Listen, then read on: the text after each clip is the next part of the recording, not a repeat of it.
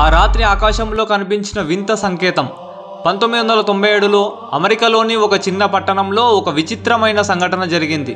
ఆ రోజు రాత్రి సుమారు 9 గంటల సమయంలో ఆకాశంలో నుంచి ఒక వింత కాంతి కనిపించింది. మొదట అది ఒక సాధారణ విమానం అనుకున్నారు. కానీ కొన్ని నిమిషాల తర్వాత ఆ కాంతి ఒకటే కాదు, 10 కాంతులు వరుసగా ఆకాశంలో కదులుతున్నాయి. ఆ కాంతులు చాలా పెద్ద వి ఆకారంలో కదులుతున్నాయి. వాటిని వేల మంది ఒకేసారి చూశారు. ఈ సంఘటనను తర్వాత ఫోనిక్స్ లైట్ అని పిలిచారు. ఆ రాత్రి అక్కడున్న కొంతమంది చెబుతున్నది ఏంటంటే, ఆ కాంతుల వెనుక ఒక పెద్ద నలుపు రంగు ఆకారం కనిపించిందని, అది సాధారణ విమానం కంటే చాలా పెద్దగా ఉందని చెప్పారు.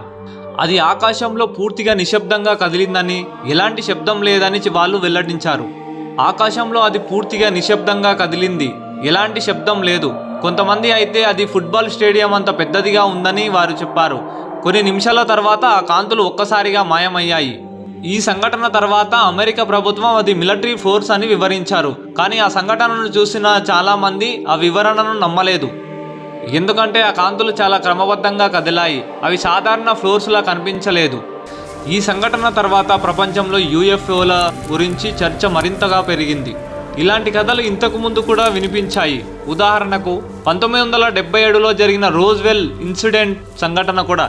ఈ సంఘటనలో ఒక తెలియని యంత్రం నేలపై పడిపోయిందని చెప్తారు. కొన్ని కథల ప్రకారం అక్కడ ఏలియన్స్ శరీరాలు కూడా ఉన్నాయని చెప్తారు. కానీ ప్రభుత్వం మాత్రం అది వెదురు బెలూన్ మాత్రమే అని చెప్పింది. ఇంకా ప్రపంచంలో అత్యంత రహస్యమైన ప్రదేశాల్లో ఒకటి ఏరియా 51. చాలా సంవత్సరాల పాటు ఈ ప్రదేశం గురించి ఎలాంటి సమాచారం బయటికి రాలేదు. ఏలియన్ టెక్నాలజీపై ప్రయోగాలు జరుగుతున్నాయని అంటారు. ఇది నిజమా లేక కేవలం ఊహాగానమేనా అనేది ఇప్పటికీ స్పష్టంగా తెలియదు.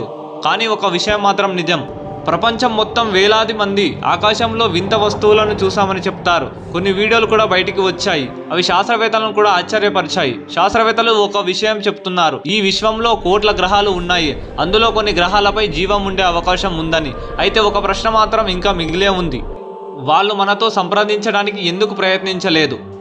లేదా వాళ్ళు ఇప్పటికే మన దగ్గరికి వచ్చారా కానీ మనకు తెలియకుండా? కొంతమంది శాస్త్రవేత్తలు ఒక ఆసక్తికరమైన సిద్ధాంతం చెప్తున్నారు, బహుశా ఏలియన్స్ మనల్ని దూరం నుండి గమనిస్తుండొచ్చు అని. మన టెక్నాలజీ ఇంకా చాలా చిన్నది కావచ్చు, అందుకే వాళ్ళు మనతో సంప్రదించకపోవచ్చు. కానీ ఒకరోజు మనిషి అంతరిక్షాన్ని ఇంకా లోతుగా అన్వేషించినప్పుడు బహుశా మనం ఒక నిజాన్ని తెలుసుకోవచ్చు, మనం ఈ విశ్వంలో ఒంటరిగా లేము. మీకేమనిపిస్తుంది? ఆకాశంలో కనిపించే యూఎఫ్ఓలు నిజంగా ఏలియన్స్వేనా లేక మనకు తెలియని టెక్నాలజీనా? మీ అభిప్రాయాన్ని కమెంట్లో చెప్పండి. Thank you for watching.